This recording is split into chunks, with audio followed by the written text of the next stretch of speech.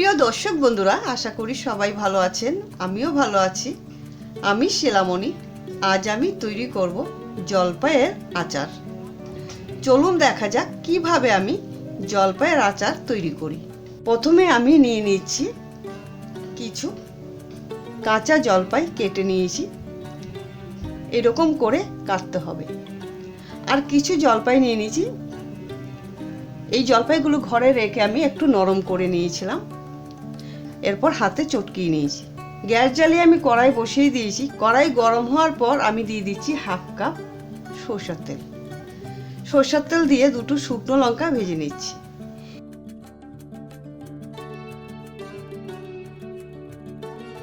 দিয়ে দিচ্ছি আমি সামান্য মেথি। মেথিটা দিয়ে একটু নাড়াচাড়া দিয়ে নিচ্ছি। এরপর আমি দিয়ে দিচ্ছি হাফ চা চামচ কালো জিরে। জলপাইয়ের আচারে কালো জিরাটা দিলে বেশি ভালো হয়। এরপর দিয়ে দিচ্ছি আমি কেটে রাখা যে জলপাই, সেই জলপাইগুলো ছেড়ে দিচ্ছি। আর যে আমি চটকিয়ে রেখেছিলাম জলপাইগুলো একই সঙ্গে কিন্তু ছেড়ে দিলাম। দিয়ে দিচ্ছি আমি স্বাদ মতো নুন। আর দিয়ে দেবো আমি গুঁড়ো হলুদ।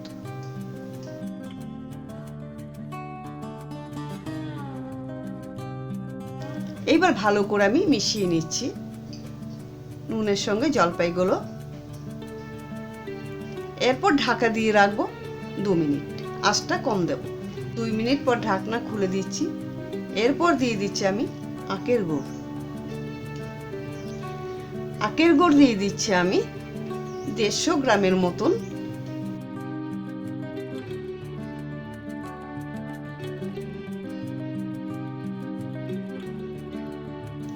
আর চিনি দিয়ে দেবো আমি 1 কাপ। আপনারা চাইলে শুধু চিনি দিয়েও কিন্তু করতে পারেন। এরপর ভালো করে আমি নাড়াচাড়া দিয়ে মিশিয়ে নিচ্ছি।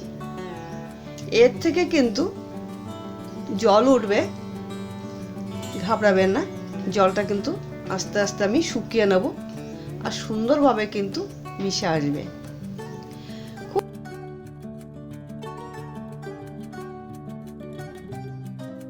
খুব সুন্দর মিশে আসছে।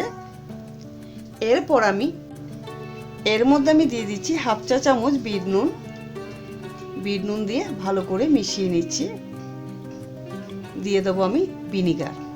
ভিনিগার দিয়ে দেবো আমি 2 টেবিল চামচ। ভিনিগার দিলে 1 বছরও নষ্ট হবে না, এই কারণেই ভিনিগারটা দেওয়া। আর মাঝে মাঝে কিন্তু আচারটা রোদ দিতে হবে।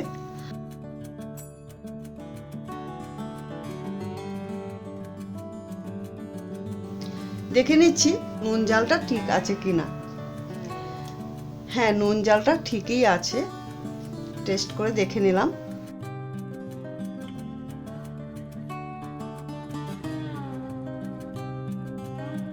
এই পাশে আমি কড়াই বসিয়ে 3খানা শুকনো লঙ্কা দিয়ে দিচ্ছি।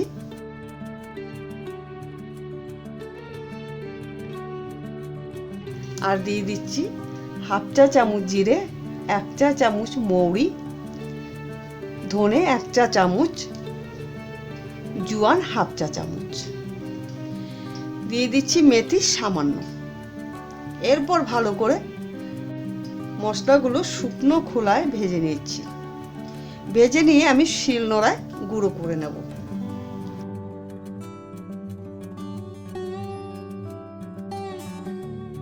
এরপর আমি আচারের যে কড়াইটা আবার ওভেনে বসিয়ে দিলাম। দেখুন খুব সুন্দরভাবে আচার তৈরি হয়েছে।